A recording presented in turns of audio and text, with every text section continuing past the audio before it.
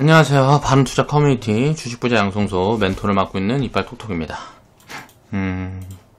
요즘 좀 시장이 변동성이 심해서 시황을 잠깐 먼저 짚어보면, 어저께 이제 우리나라는 반등이 있었고요. 월요일날 반등이 있었고, 이제 어제 미증시에서 10년 만에 최대 폭등이 어쩌냐면서 막 다우지수가 5%씩 튀고 그랬어요.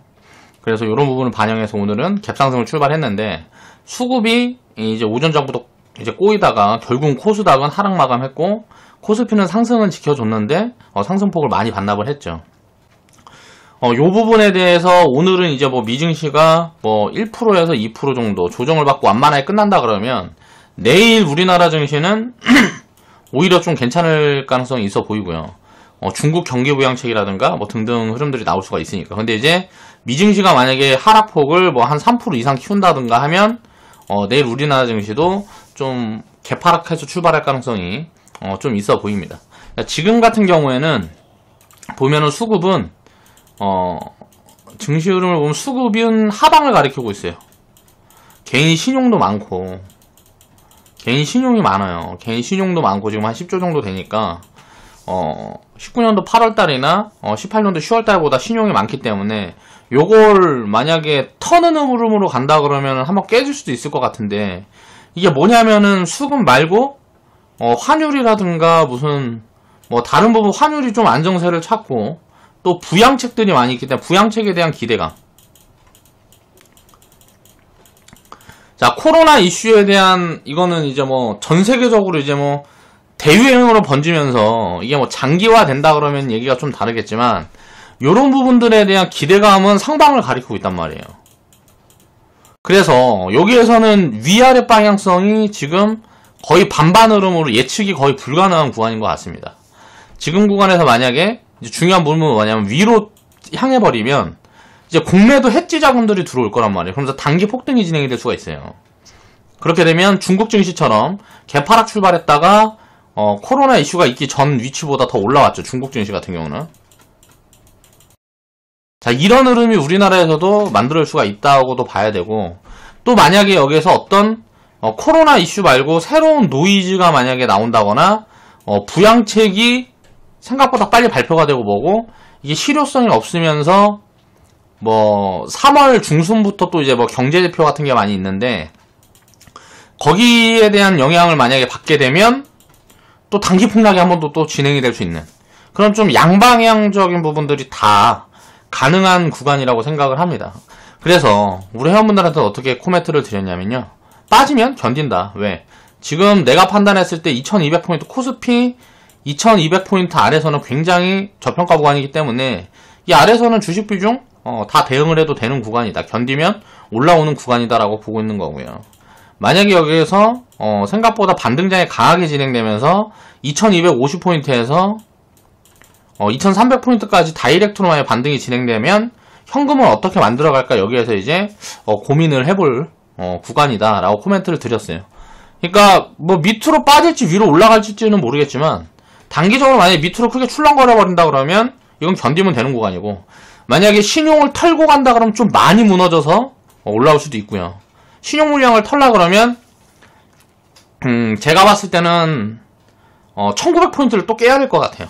그러니까 그런 흐름이 진행이 되면서 무너져야 될 것 같은데, 여기서 또 뭐가 있냐면, 증시가 좀 하락하고 뭐하고 하면 요즘은 슬슬 공매도 금지 이야기들이 나오고 있죠. 단기 폭락이 조금 진행되려고 그런다거나 할 때 정부에서 이런 카드를 만약에 꺼낸다 그러면 또 V자 반등이 들어올 수가 있어요. 그래서 하방으로는 대응을 하면 안 되는 구간이라고 생각을 하고, 지금은 상방에 포커스를 두고 그렇게 대응을 해야 되는 그런 구간이라고 개인적으로 생각을 합니다. 그러니까 시장 밸류는 저평가 구간에 있고요. 2050포인트가 2008년도 금융위기랑 같은 밸류다 라는 이야기를 지금 계속 하고 있죠. 2008년 금융위기 때랑 같은 밸류가 2050포인트인데, 자, 이 구간보다 밑에 있기 때문에 이런 부분에서는 밸류를 믿어야 된다는 거죠. 그리고 더 밑으로 만약에 출렁거리는 부분들은 이거는 단기적인 수급 요인에 의한, 또 이슈에 의한 공포심리가 작용하는 부분들이기 때문에 이런 부분들에는 대응을 하면 안 된다고 생각을 하는 거고요. 요 위에서 놓고 보면 이제 한 2200포인트가 넘어가는 구간부터는 적정 밸류에 근접해가는 구간이다. 그래서 올해 적정 밸류가 원래 한 코스피 2400에서 2600 정도로 예상을 했는데 지금 1분기에 코로나 이슈로 공장이 실질적으로 멈추고 뭐하고 했으니까 거기에서 한 5% 정도는 디스카운트를 하는 게 맞는 것 같아요.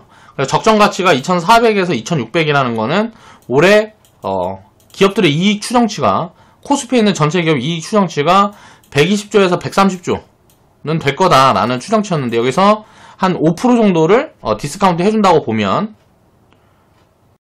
한 5%에서 10% 사이 하면 다 디스카운트 해준다고 보면 한 2300포인트에서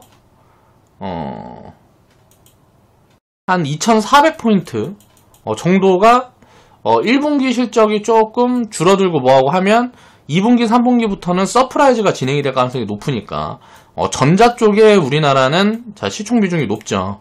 그러니까 이런 부분들을 생각을 해보면 5% 이상 요거를 깎아서 주기는 애매한 것 같아요. 그러니까 유행이라는 부분들은 결국 지나갈 부분들이니까 그러면 1분기나 2분기 늦으면 2분기 1분기 실적은 당연히 안 좋을 거예요. 자, 2분기까지 만약에 이런 부분들이 반영이 된다 해도 3분기부터는 기존에 예상했던 부분들보다 서프라이즈가 진행이 될 가능성이 높다. 전자제품이라든가 뭐 휴대폰이라든가 뭐 이런 것들은 요런 뭐 자동차라든가 요런 소비들은 소비가 밀린다 그래갖고 구매를 안 하는 게 아니고 그냥 이연되는 거라고 생각을 해볼 수가 있단 말이에요. 자동차 살라는 사람이 지금 코로나 이슈 때문에 차 보러 가기도 뭐하고 해갖고 미뤄. 그런다 그래갖고 나중에 안 살 게 아니라는 거죠. 결국은 소비가 그런 부분은 진행이 될 건데 문제는 이제 디스카운트가 많이 될 쪽 요인들은 이제 뭐 음식료라든가 그러니까 음식료라고 얘기하는 게 아니고 유통 뭐 이마트 같은 데라든가 뭐 요런 데들은 예를 들어서 외식, 자영업 이제 뭐 외식이라든가 요런 부분들은 회복이 힘들겠죠. 밖에 나가서 예를 들어 외식을 하는데 요거를 뭐 한 3개월을 안 먹었어. 집에서 먹었어. 밥을 집에서 먹었는데 3개월 후에 3개월 동안 외식 안 한 걸 한꺼번에 먹을 수가 없다는 거죠. 그래갖고 요런 유통 관련된 기업들이라든가 요런 부분들에서는 노이즈가 좀 길어질 수가 있다라는 거죠. 그러니까 회복이 좀 더딜 수가 있다라는 거고, 그럴 가능성이 높다라는 거고, 뭐 가전제품이라든가 뭐 자동차라든가 요런 부분들에 대한 소비는 자, 이연 효과가 있어서 3분기부터는 거의 서프라이즈가 거의 확실하다고 봐도 되는 거 아니냐.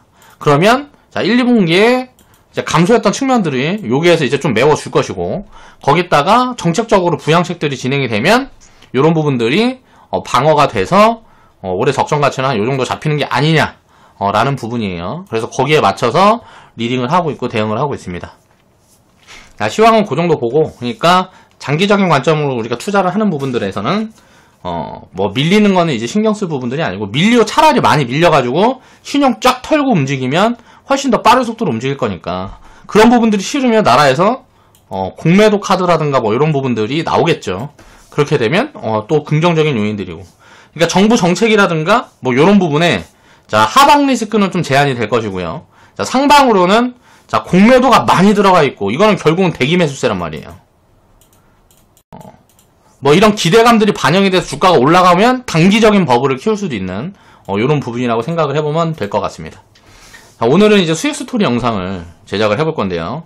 자, 2020년 2월 27일 목요일날 이제 제작을 했던 영상인데, 시황 부분이라든가 기회 요인 부분, 이런 것들을 제가 방송해드려야 될 부분들이 있을 것 같아서 좀 미뤄서 지금 이제 방송을 하게 됐어요.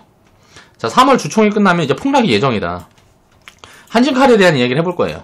자, 이거는 이제 지분 경쟁이 뭐 이제 일어나면서 지금 주가가 이제 움직이고 있는데, 이런 부분들에 대한 제가 생각하고 있는 스탠스에 대한 이야기를 해보겠습니다. 태평성대님이 수익 인증 해주셨고요. 좀 빨리 팔았어요. 아쉽죠. 그러니까 100%대 줄여놓는 건 맞는 것 같고요. 근데 이제 여기서 많이 올라갔으니까 지금은 이제 이게 100%였는데, 그러니까 매수가가 거의 뭐 한 26,000원 뭐 이렇게 된다는 거니까, 26,500원 뭐 이렇게 된다는 거니까, 지금 뭐 8만원 넘어갔으니까 거의 뭐 200% 구간까지 도달했는데, 조금 아쉬운 부분들이 있죠. 분할 매도가 나은 게 아니고 일괄 매도가 진행이 돼서, 이런 부분들은 뭐 투자하면서 계속 있는 부분들이니까, 다만 이런 부분들을 다음에 흐름이 진행이 됐을 때는 어떻게 대응해 갈 건지, 변화를 줄 건지, 과거에 대응했던 거랑 또 똑같이 대응을 할 건지, 이런 부분들에 대한 생각을 해보면서 보면 좀 도움이 될 것 같아요. 자, 한진카 일괄매도 해버렸습니다. 24일에는 추가 매수하려고 일부 매도를 했고, 이 종목은 작년부터 매도하고 다시 모은 종목인데요. 자, 작년 5월 24일날 74%의 절반 덜고 기다리다가 0%까지 다시 내려왔었습니다. 그래서 7월 29일날 다시 일정분 맞춰서 비중을 채워뒀더니 이렇게 다시 수익이 났네요. 수익금으로 마이너스 종목들 일정금만큼 추가 매수했습니다. 감사합니다. 요 종목은 제가 한진칼하고 한진칼 우선주하고 같이 이제 한진칼 우선주는 이제 리딩 계좌에도 편입을 했었고 한진칼도 같이 이제 운영을 했던 종목인 것 같아요. 그러니까 채팅으로만 사인을 드렸던 종목인 것 같아요. 한번 보겠습니다. 자, 우선주가 본주보다 비싸면 매력이 없다. 자, 기업밸류 체크 필수. 자, 이거는 뭐가 좀 잘못된 것 같은데. 이게 제목이 바뀌었네요. 제목이 바뀌었어요. 자, 어떤 이슈로든 버블이 만들어지면 결국 폭락으로 마무리된다. 요게 제목인데 이게 아니고 결국은 폭락으로 마무리된다. 이야기를 해보고 싶은 거예요. 한진칼 같은 경우를 보면 이게 왜 올라가는지는 다 아실 거예요. 자, 자산가치를 대입해봐도 지금은 너무 비싼 구간에 올라와 있습니다. 만약에 3월 주총 이후에 KCGI가 만약에 진다. 의결권 뭐 이렇게 경쟁해가지고 여기서 지면 전문 경영에 내세우고 이런 부분들이 안 되고, 델타항공 같은 경우가 최근에 이제 지분 매입 공시 같은 거 하면서 좀 적극적으로 행보를 보이고 있어요. 그래서 그런 부분에서 지금 이게 누구야?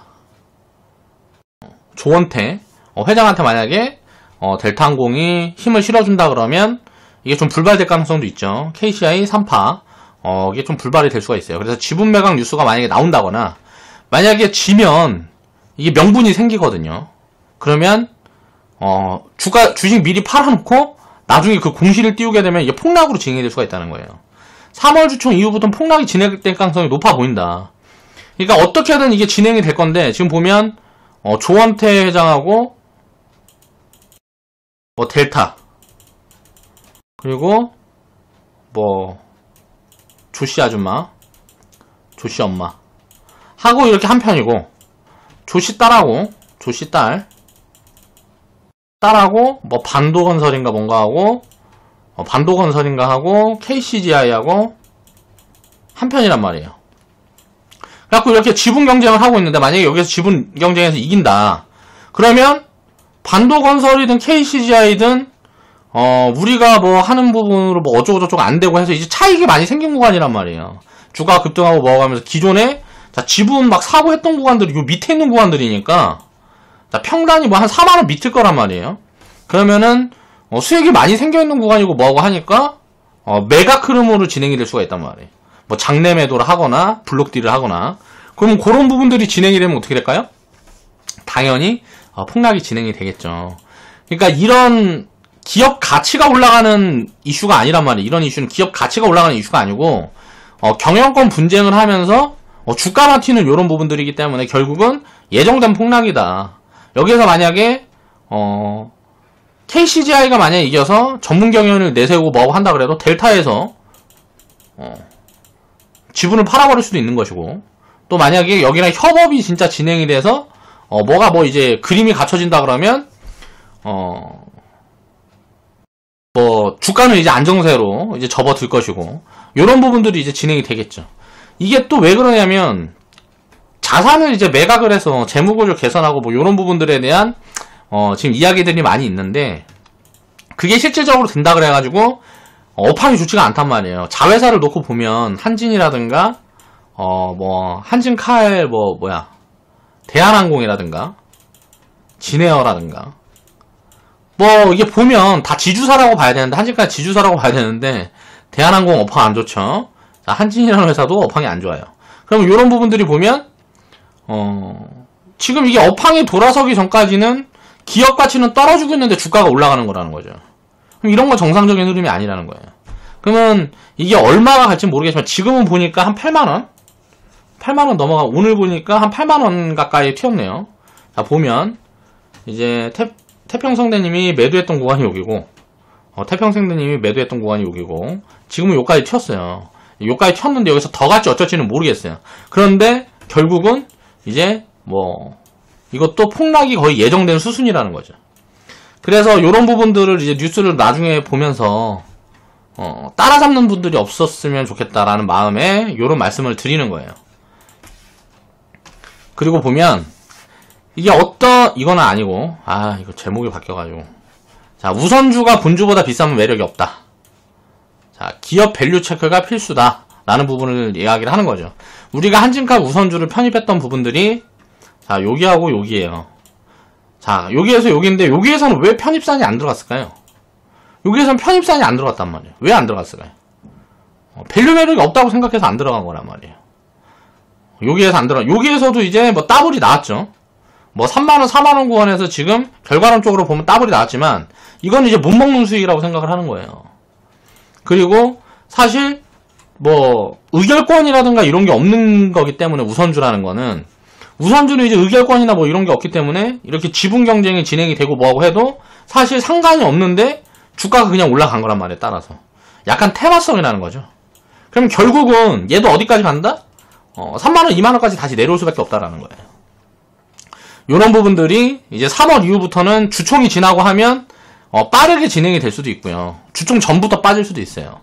그리고 그 예외적인 경우들은 아무리 생각해도 일단 떠오르지가 않아요. 만약에 틀린다 그러면 왜 그런지 나중에 이유를 보면 되겠지만 주가가 지금 구간에서 버블을 단기적으로 더 키울 수는 있어도 결국은 폭락이 예정되어 있다라는 거는 보면 안 된다라는 거죠.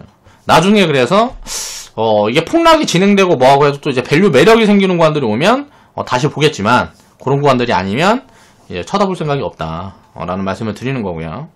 현재 자회사들 업황이 안 좋고 밸류도 싸지 않은데 주가는 올라갔다라는 거예요. 업황이 계속 안 좋고 대한항공이고 뭐고 요즘 항공회사들 보면 다 죽는다 그러잖아요. 그러면 주가가 빠지는 게 정상인데 주가가 올라와 있단 말이에요. 걔네 모회사인데. 그러니까 이런 부분들은 어떤 상황으로 이런 게 만들어졌던지 간에 버블이라고 보는 게 합당하다라는 거죠. 그러니까 예정된 폭락이다. 폭락이 예정돼 있다라는 거예요. 버블이라는 게 진행이 되고 있으면 자, 이거는 폭락이라는 게 예정이 돼 있다. 그럼 폭락이 들어올 때 요때 과매도가 진행이 되면 밸류 매력이 생기는 구간까지 내려올 수가 있기 때문에 그런 포지션들을 기다려보자라는 이야기를 하는 거고요. 언제까지 갈지는 모릅니다. 지금 이제 단기적으로 8만원 구간까지 와 있는 구간인데 이게 어디까지 갈지는 알 수가 없죠. 그렇지만 이건 가진 자의 영역이고 신규 편입 같은 거는 절대 쳐다보지 말자 라는 말씀을 드리는 거예요. 자, 앞으로의 흐름을 예측을 해볼게요. 자, 한진칼 같은 경우 보면 어때요?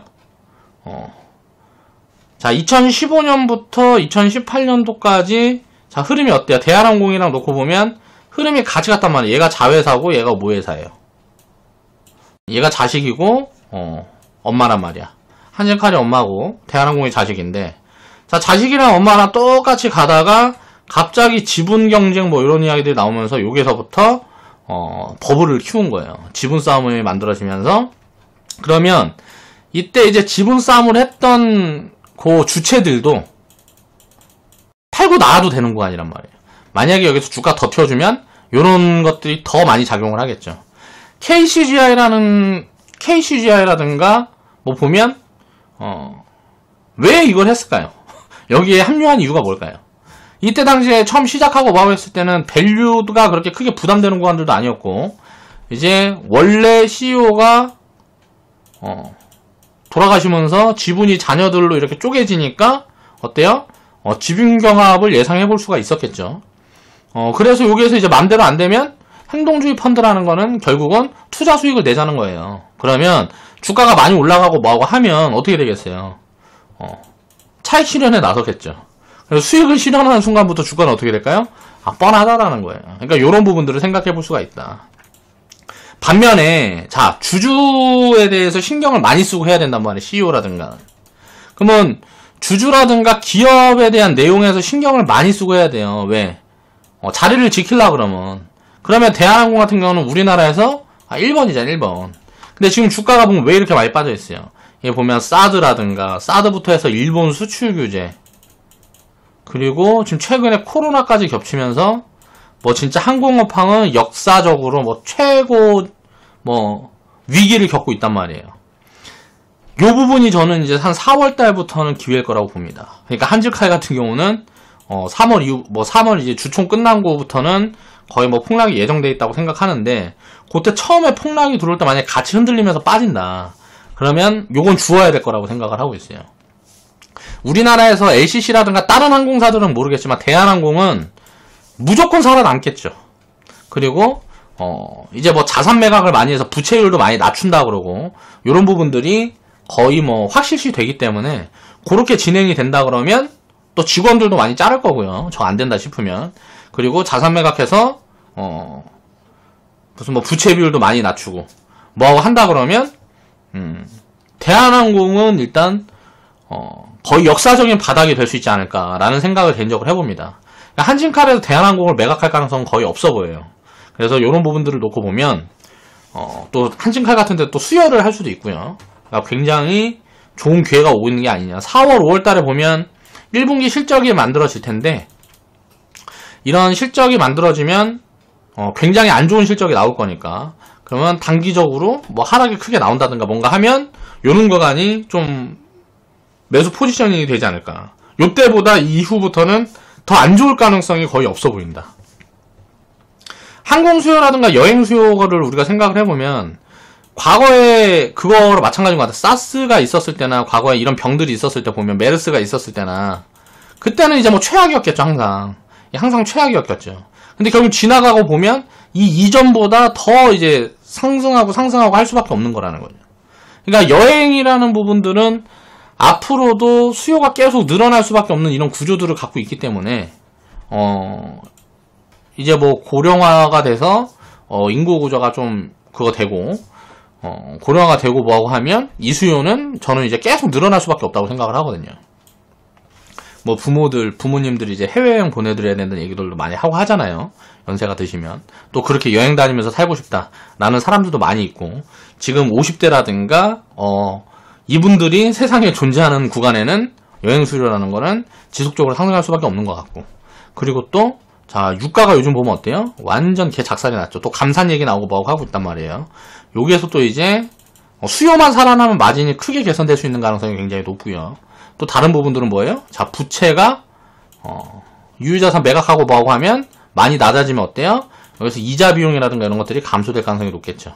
그리고 아까 이야기했던 것처럼 저번에 이야기했던 것처럼 반도체라든가 자, 항공물류의 대부분을 차지하는 게 반도체인데 반도체 합황이 앞으로 2년 3년 좋을 거다라는 가정을 해본다 그러면 또 물류 쪽에서도 좋을 수가 있다는 거예요. 그래서 여러가지 요인에서 장기적으로는 나쁘지 않을 것 같아요. 그래서 이런 악재 요인들이 나온다 그러면 저는 이런 악재 요인들을 이제 타이밍으로 봐서 이보다 안 좋을 수는 없지 않냐라는 관점에서 대한항공은 한 4월 5월쯤 되면 이때 실적 발표를 할 시즌쯤에 실적 발표를 하는 구간쯤 되면 그때부터 아마 올라가지 않을까 라는 생각을 해봅니다. 최악의 실적을 발표한 다음에 그때부터 이보다 더 안 좋아질 리는 없지 않냐 하면서 올라가지 않을까 라는 생각을 해봐요. 그 이전에 올라간 것들은 안 좋은 실적을 발표하면 어때요? 요때 이제 수익이 난 분들이 있으니까 당연히 주가가 많이 내려올 수가 있겠죠. 그래서 지금은 기다려서 사는 게 중요한 것 같아요. 최근에 보면 제주항공이라든가 뭐 인수합병 얘기를 제가 이야기를 했었죠. 지금 이렇게 뭐 안 좋고 업황이 안 좋고 뭐고 하면 인수합병 얘기들이 많이 나올 수 있다. 그런 부분들이 제주항공이 이스타항공 뭐 150억 깎아서 샀다 그러면서 최근에 반등이 나오고 있는데 이게 반등이 진행이 된다 그래도 실적이 나오는 다음 달이나 뭐 이렇게 되면 폭삭 무너질 수가 있단 말이에요. 왜? 진짜 안 좋은 실적이 이제 뭐 담보돼 있는 거니까. 그래서 주가가 이제 좀 올라가면 이 실적을 걱정하면서 이런 매물들이 나올 수가 있겠죠. 그래서 그런 것들이 소화되는 과정에 아마도 저는 좋은 매수 포지션이 있지 않을까 라는 생각을 해봅니다. 그래서 한진칼은 피해야 되고요. 대한항공 같은 경우는 올해 1분기 실적이나 2분기 실적까지 좀 이제 보수적인 분들은 좀 더 비싸게 산다 생각해도 2분기 실적이 나오려 그러면 한 7월 8월 돼야 되겠죠. 이때까지 기다려서 편입을 해보면 되고 좀 공격적인 분들은 저 같은 성향을 가진 분들은 좀 일찍 담아보면 좋은 결과가 장기적으로 있을 수 있지 않을까라고 생각을 해봅니다. 이건 소설이에요. 틀릴 수도 있겠죠. 이거 사갖고 대한항공 니 말 듣고 샀다가 죽었다 뭐 망했다 뭐 이런 소리 하지 마시고 스스로 판단해야 하세요. 자 한진칼 같은 경우는 그래서 담보된 폭락이 예정되어 있는 거 아니냐라고 저는 생각을 한다라는 거고요. 자 요런 부분들을 생각을 해봐야 되는 거예요. 항상 주식 투자를 할 때는 자 지금 이제 숫자로 찍혀있는 이 숫자만 쫓아다니면 기회를 많이 놓칠 수도 있습니다. 이 숫자를 쫓아다니는 게 아니고 미래 흐름을 이제 예측을 해야 되는 건데, 이거에 좀 이제 합리적인 부분들이 있어야 된다는 거죠.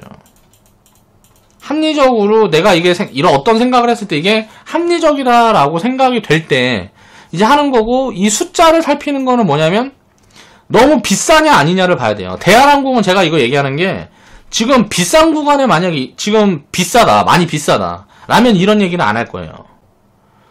지금 많이 이게 만약에 지금은 적자를 찍지만 원래 기존에 나오던 만큼만 회복을 한다 그러면 거기에 밸류를 비교를 해보면 많이 비싸지 않은 구간이란 말이에요. 비싸지 않은 구간이 아니고 싸다 비싸다를 논하기는 어렵지만 그 정도까지만 회복이 된다 그러면 많이 싼 구간이라는 거죠. 그러니까 그런 부분들에 대한 예측을 해볼 수가 있는 거예요. 그러니까 미래 숫자에 대한 예측을 해야 되는 거지. 지금 보여지는 숫자 가지고 이야기를 하면 어때요? 주가는 빠지는 거는 방어를 할 수가 있습니다. 자산주 같은 경우는. 자산주 같은 경우는 돈을 많이 갖고 있으니까 빠지는 거는 방어를 할 수가 있어요. 그런데 기업이 주주환원에 무슨 뭐 적극적이지 않고 막 이런 기업들은 결국 주가도 못 움직여요. 왜냐면은 관심이 없으니까. 주가 부양이라든가 이런 건 관심이 없는 회사들이 많이 있어요. 대주주 지분이 많아서 많은데 이제 뭐 배당도 많이 하냐고. 예를 들어서 대주주 지분이 많은데 뭐 누가 뭐 해갖고 뭐 공격한다 그래도 이게 안 돼. 그런데 이 대주주들이 예를 들어서 월급만 이빠이 올려버려.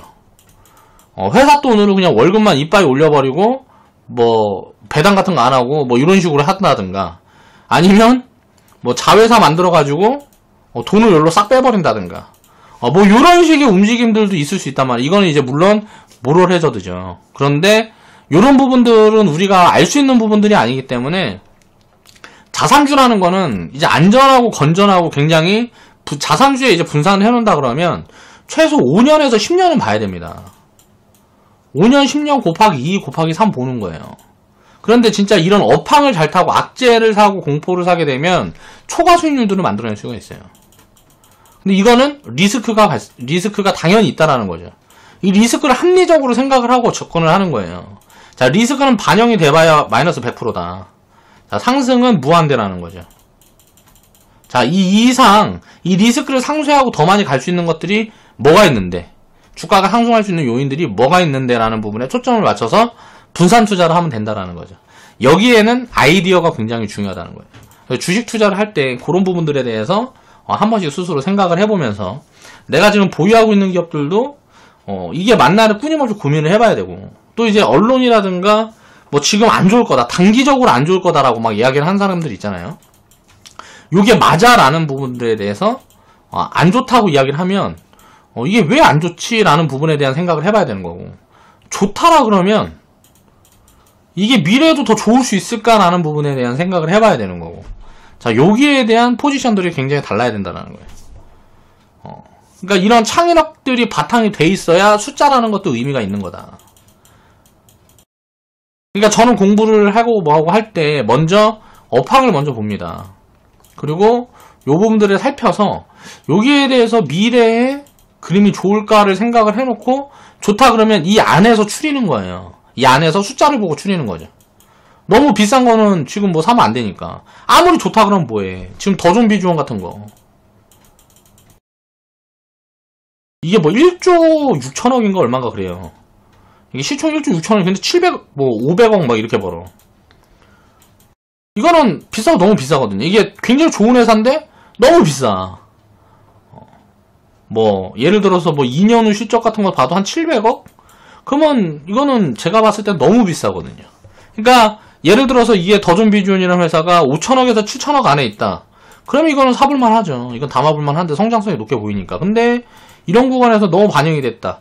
진짜 좋은 회사고 계속 성장하는 회사고 돈을 벌 회사지만 그 부분이 주가에 과하게 반영돼 있으면 이런 것들은 하면 안 된단 말이에요. 이건 투자가 아닌 거예요. 이건 투기적인 관점이 들어가는 거죠.